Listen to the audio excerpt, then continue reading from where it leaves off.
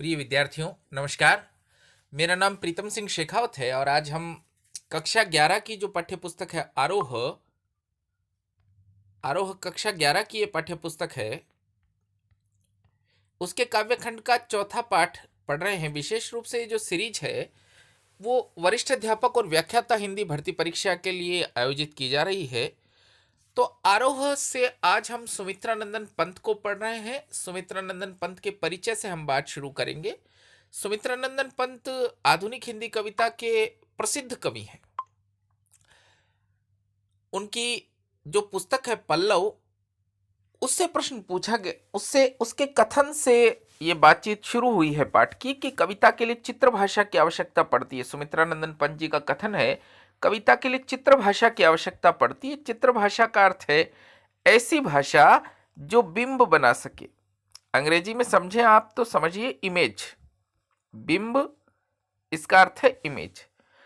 तो कविता की भाषा ऐसी होनी चाहिए पंत के हिसाब से जिसको पढ़कर पाठकों की आंखों के सामने एक दृश्य साकार हो सके।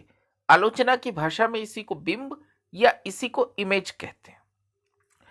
इसके शब्द सस्वर होने चाहिए जो बोलते हों। सेव की तरह जिसके रस की मधुर लालिमा भीतर न समा सकने के कारण बाहर झलक पड़े, पंत जी ने पल्लव की भूमिका में लिखा है। पल्लव की जो भूमिका है वो एक और बात के लिए प्रसिद्ध है। पल्लव की जो भूमिका है उसे छायावाद का घोषणा पत्र कहते हैं।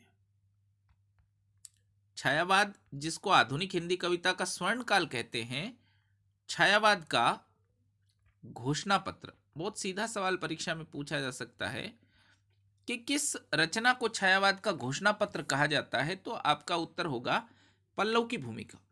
पल्लव सुमित्रानंदन पंत जी का जो काव्य संग्रह है उसकी भूमिका में उन्होंने छायावाद के जो तत्व हैं उनको विस्तार पूर्वक समझाया है। पल्लव की भूमिका का बड़ा साहित्यिक महत्व है, इसलिए प्रश्न पूछना बनता है कि छायावाद का घोषणा पत्र किस रचना को कहा जाए। हमारा उत्तर होगा पल्लव की भूमिका को। सुमित्रानंदन पंत का मूल नाम गोसाई दत्त है, इस पर भी प्रश्न पूछना बनता है। प्रसिद्ध कवि हैं कि उनका मूल नाम क्या है, गोसाई दत्त।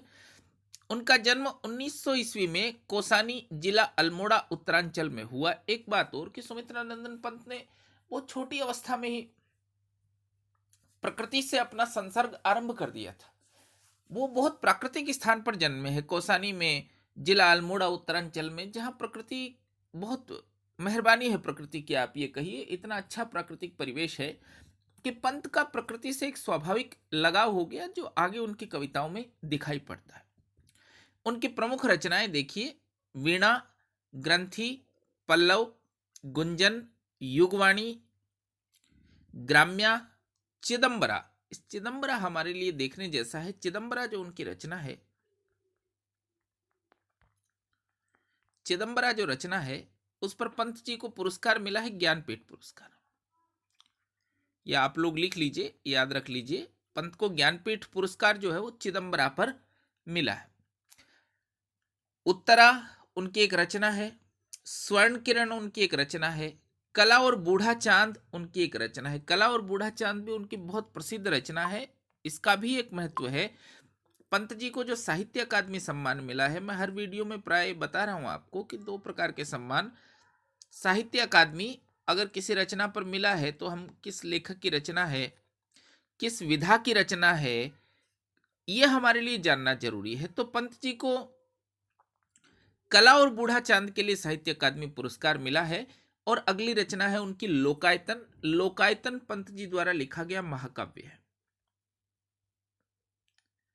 इस पर भी प्रश्न बनता है कि सुमित्रानंदन पंत जी द्वारा लिखा गया महाकाव्य कौन सा है, तो आपको बताना है लोकायतन पंत जी द्वारा लिखा गया महाकाव्य है।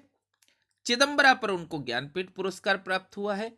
कला और बूढ़ा चांद पर उनको साहित्य अकादमी पुरस्कार प्राप्त हुआ है। ये उनको जो पुरस्कार प्राप्त हुए हैं, ज्ञानपीठ, साहित्य अकादमी, सोवियत लैंड नेहरू पुरस्कार, पद्म भूषण, उनकी मृत्यु 1977 ईस्वी में हुई। भूमिका से देखना शुरू करिए कि छायावाद के महत्वपूर्ण स्तंभ, छायावाद के 4 कवि प्रसिद्ध हैं, प्रसाद, पंत, निराला और महादेवी वर्मा। इनको छायावाद की वृहत चतुष्टय भी कहा जाता है। और छायावाद आधुनिक हिंदी कविता में कविता का एक वाद है, कविता के लिखने का एक विशेष समय है। कुछ विद्वानों की राय में 1916 से 1936 तक जाता है। दूसरों की राय है कि छायावाद का समय 1918 से 1936 तक जाता है। जब हम साहित्य इतिहास पढ़ेंगे तो उसकी प्रवृत्तियों विशेषताओं पर बात करेंगे। हिंदी कविता में प्रकृति को पहली बार प्रमुख विषय बनाने का काम सुमित्रानंदन पंत ने ही किया। तो सुमित्रानंदन पंत किस लिए प्रसिद्ध हैं? प्रकृति चित्रण के लिए प्रसिद्ध हैं। उनकी कविता मनुष्य और प्रकृति और मनुष्य के अंतरंग संबंधों का दस्तावेज है। प्रसंगवश आपको बता रहा हूं कि छायावाद के जो कवि हैं, सभी कवि, उनमें विशेष रूप से सुमित्रानंदन पंत प्रकृति को एक सजीव सत्ता के रूप में देखते हैं। यानी प्रकृति वैसे ही अनुभव करती है जैसा हम अनुभव करते हैं। अगर छायावाद के संबंध में कभी ये कथन आपको पूछा जाए कि छायावाद के कवियों ने प्रकृति को सजीव सत्ता के रूप में देखा या छायावाद के कवियों ने प्रकृति का मानवीकरण किया, तो ये ठीक कथन होगा। ये छायावाद की प्रमुख विशेषताओं में से एक विशेषता है।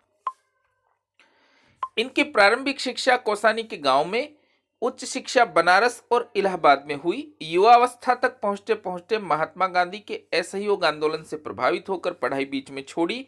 इसके बाद स्वतंत्र लेखन करते रहे। प्रकृति के अद्भुत चित्रकार, देखिए भूमिका भी इस बात पर बड़ा बल दे रही है। सुमित्रानंदन पंत प्रकृति के अद्भुत कवि हैं। प्रकृति के अद्भुत चित्रकार पंत का मिजाज कविता में बदलाव का पक्षधर रहा।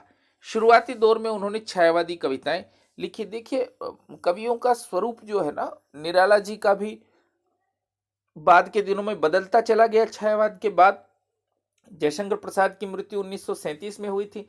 छायावाद के समापन पर ही लगभग उनकी मृत्यु हुई 1936-37 में। तो जब छायावाद ढल रहा है 1936-37 में, तभी उनकी मृत्यु हुई। इसलिए उनकी कविताओं में छायावाद के अलावा हमको स्वर नहीं मिलेगा। महादेवी जी की कविताएं एक ही प्रकार की प्राय पूरे जीवन वो लिखती रहीं। निराला की कविता में अभिव्यक्ति के अनेक स्तर हैं और सुमित्रानंदन पंत की जो कविता है उसमें भी अभिव्यक्ति के अनेक स्तर हैं। इसको देखते जाइए भूमिका को। शुरुआती दौर में उन्होंने छायावादी कविताएं लिखी। पल पल परिवर्तित प्रकृति वेश उन्हें जादू की तरह आकृष्ट कर रहा था। बाद में छायावाद से आगे जब आधुनिक हिंदी कविता में प्रगतिवाद आया तो पंत के काव्य में भी वो दिखाई देने लगा। जब भी आप हिंदी साहित्य के इतिहास में प्रगतिवाद शब्द समझें तो इसका मतलब होगा मार्क्स के विचारों से प्रभावित कवि। कार्ल मार्क्स के प्रभाव से लिखा गया साहित्य हिंदी में प्रगतिशील साहित्य या जनवादी साहित्य कहलाता है। प्रगतिशील दौर में ताज और वे आंखें जैसी कविताएं उन्होंने लिखी। ताज भी उनकी बहुत प्रसिद्ध कविता है और आज जो हम कविता पढ़ रहे हैं उसका शीर्षक ही है वे आंखें। तो हमको एक सीधा सवाल पूछा जा सकता है कि किस प्रकार की कविता है? प्रगतिशील कविता है, मार्क्स के दर्शन से प्रभावित कविता है। आगे देखिए, इसके साथ ही अरविंद के मानवतावाद से प्रभावित होकर बाद में उनकी कविताएं मानवतावादी या अंतश्चेतनावादी हो गई। दोनों शब्द उसके लिए इस्तेमाल किया जाता है, मानवतावादी और अंतश्चेतनावादी से प्रभावित होकर मानव तुम सबसे सुंदरतम जैसी पंक्तियां लिखते रहे। तो पहले वो छायावादी हैं, फिर वो प्रगतिवादी हैं, फिर वो अरविंद दर्शन में डूबे हैं। उनके बहुत घनिष्ठ मित्र हरिवंश राय बच्चन ने लिखा है कि पंत जो है अरविंद दर्शन में ऐसा डूबे कि वो उनकी कविता को ले डूबा। बाद की जो रचनाएं हैं उनके अरविंद दर्शन से प्रभावित है और कम चर्चित है। उन्होंने नाटक, कहानी, आत्मकथा, आलोचना के क्षेत्र में भी काम किया, पर वो सर्वाधिक प्रसिद्धि उनको कवि के रूप में मिली है। रूपाभ नामक पत्रिका का भी उन्होंने संपादन किया जिसमें प्रगतिवादी साहित्य पर विचार विमर्श होता था। तो रूपाभ ये जो पत्रिका है इसका स्वर भी प्रगतिवादी है, मार्क्स के दर्शन से प्रभावित है। पंत जी भाषा के प्रति बहुत सचेत थे। इनकी रचनाओं में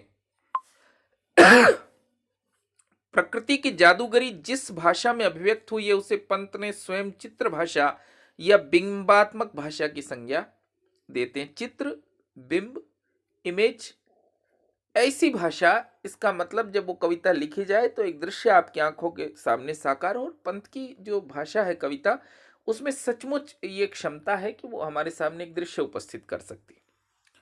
ब्रज भाषा और खड़ी बोली के विवाद में उन्होंने खड़ी बोली का पक्ष लिया और पल्लव की भूमिका में, देखिए पल्लव की भूमिका बहुत महत्वपूर्ण है, मैं आपको पहले बता चुका हूं, उसे छायावाद का घोषणा पत्र कहा जाता है, में विस्तार से खड़ी बोली का समर्थन किया।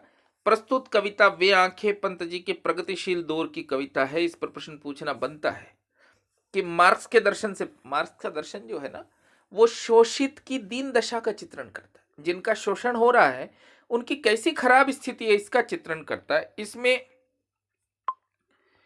विकास की विरोधाभासी अवधारणाओं पर करारा प्रहार किया गया। युग युग के शोषण के शिकार किसान का जीवन कवि को आहत करता है। किसान जिस पर युगों युगों से शोषण हो रहा है उसका चित्रण वे आंखें। दुखद बात यह है कि स्वाधीन भारत में भी किसानों को केंद्र में रखकर व्यवस्था ने निर्णायक हस्तक्षेप नहीं किया। कविता ऐसे ही दुष्चक्र में फंसे किसानों के व्यक्तिगत और पारिवारिक दुखों की परतें खोलती है और स्पष्ट रूप से विभाजित समाज की वर्गीय चेतना का खाका प्रस्तुत करती है। देखिए मार्क्स का जो दर्शन है बड़ा सीधा दर्शन है। दर्शन क्या है कि समाज दो हिस्सों में बंटा है, एक हिस्से में रहते हैं शोषक और दूसरे हिस्से में रहते हैं शोषित। जो प्रगतिशील कविता है वो शोषित का पक्ष लेने वाली कविता है। जब हम साहित्य का इतिहास पढ़ेंगे तो प्रगतिवाद की भी विस्तार से हम चर्चा करेंगे। आपको ये जरूर याद रखना है कि वे आंखें जो कविता है वो प्रगतिवादी कविता है। कविता को देखना शुरू करिए। ये जो कविता है सुमित्रानंदन पंत उसमें किसान का चित्रण कर रहे हैं, उस किसान का जीवन कैसा जीवन है। कविता का शीर्षक है वे आंखें। इसको याद रखिए, वे आंखें किसकी आंखें? किसान की आंखें। वो आंखें उस किसान की आंखें हैं जिसका सब कुछ छीन लिया गया है। अंधकार की गुहा सरीखी, अंधकार का अर्थ है अंधेरा आप जानते हैं, और गुहा का अर्थ है गुफा। अंधकार की गुहा सरीखी उन आंखों से डरता है मन। तो कवि को किसान की आंखें कैसी दिखाई पड़ी हैं भाई? अंधेरे की गुफा जैसी, उजाले की रोशनी किरण तक नहीं है उसमें। अंधकार की गुहा सरीखी उन आंखों से डरता है मन। किसान की वो आंखें बहुत डरा देने वाली आंखें हैं, और भरा दूर तक उनमें दारुण, दारुण का अर्थ है भयानक, कष्टप्रद, दैन्य, दैन्य का अर्थ है गरीबी,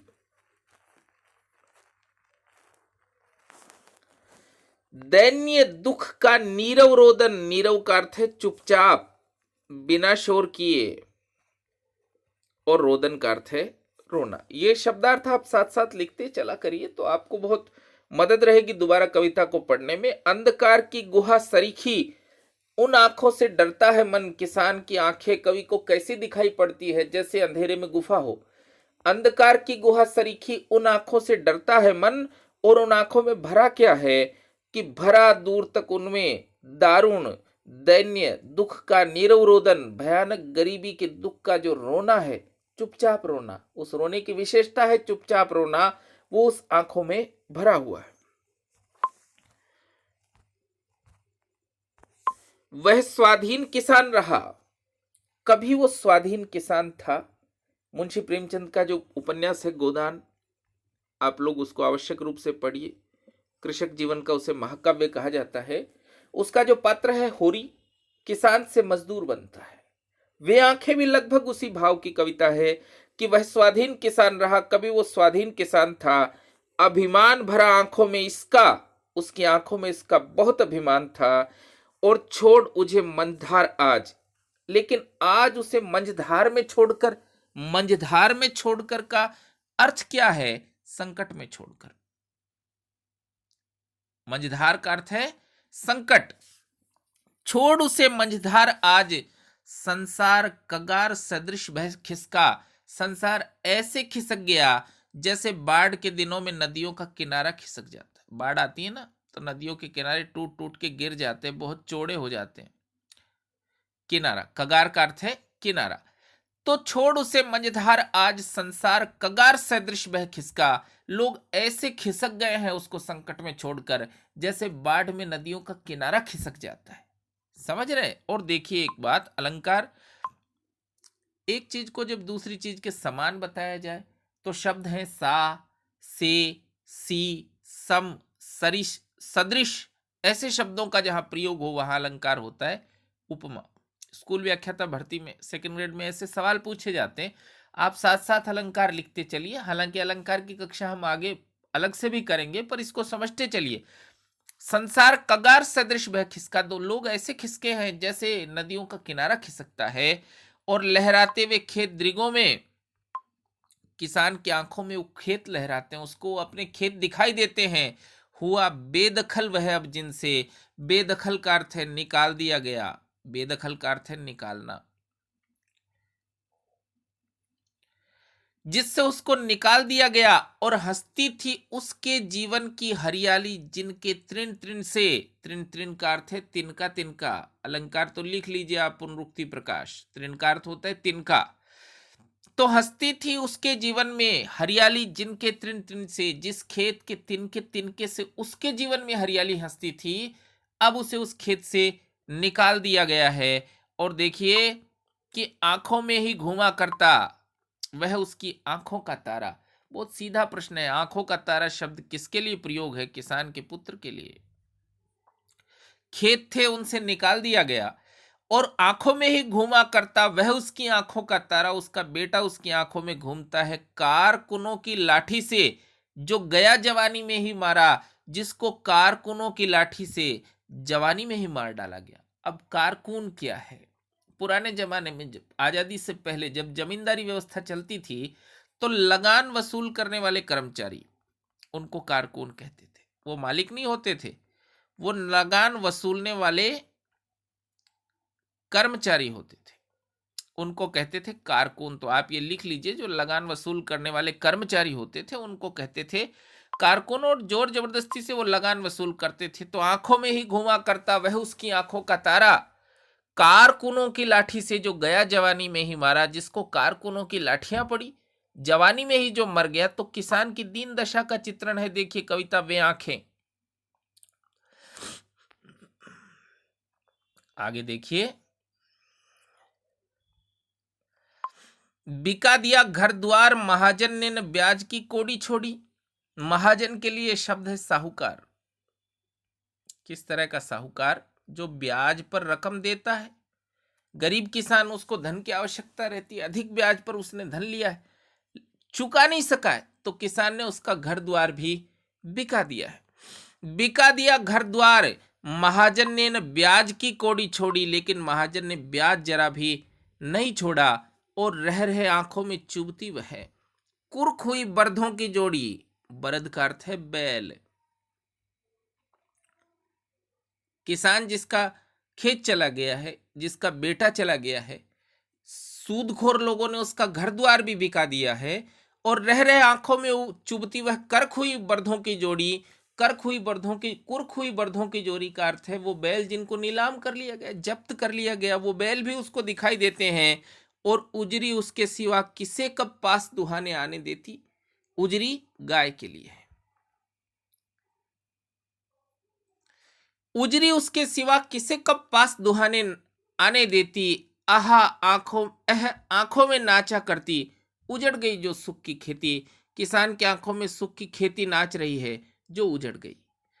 और बिना दवा दर्पण के घरनी, घरनी का अर्थ है पत्नी, बिना दवा दर्पण के घरनी, पत्नी का कोई इलाज नहीं हो सका। स्वर्ग चली आंखें भर आती, वो भी, उसकी भी मृत्यु हो गई, उसको याद करके किसान को रोना आता है। और देख रेख के बिना दूध मुही बिटिया, 2 दिन बाद गई मर। और पत्नी चूंकि मर गई, बेटी की देखभाल नहीं हो सकी, दूध पीने वाली छोटी बेटी है, उसकी भी मृत्यु हो गई। किसान का पूरा साधन, उसकी पूरी संपत्ति और उसका पूरा परिवार शोषण की आग में जल गया है। और शोषण की इसी स्थिति का चित्रण करना प्रगतिशील कविता है।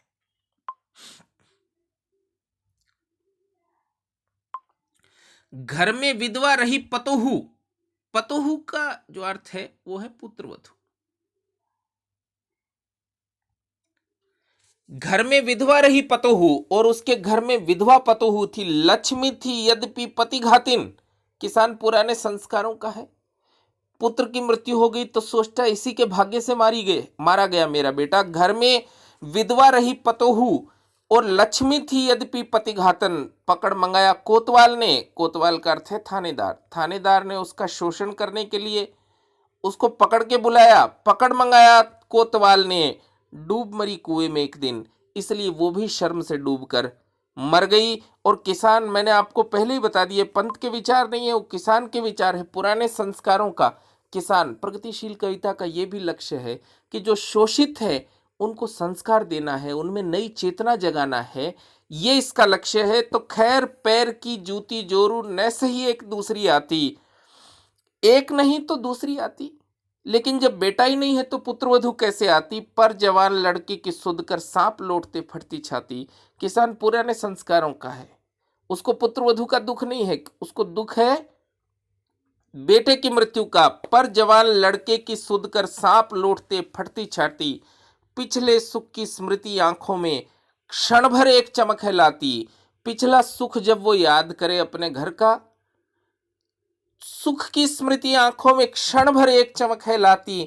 एक क्षण के लिए उसकी आंखों में चमक आती है और तुरंत शून्य में गड़ वह चितवन। चितवन का अर्थ है दृष्टि।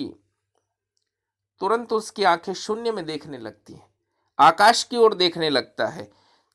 तीखी नोक सदृश बन जाती और उसकी दृष्टि इतनी नुकीली हो जाती है, जब वो शून्य की ओर देखता है तो तीखी नुकीली नोक जैसी उसकी दृष्टि हो जाती है। ये सुमित्रानंदन पंत की कविता वे आंखें हैं। आप सभी लोगों को बहुत धन्यवाद। आगे हम एक और नई कविता के साथ मिलेंगे। आपको धन्यवाद।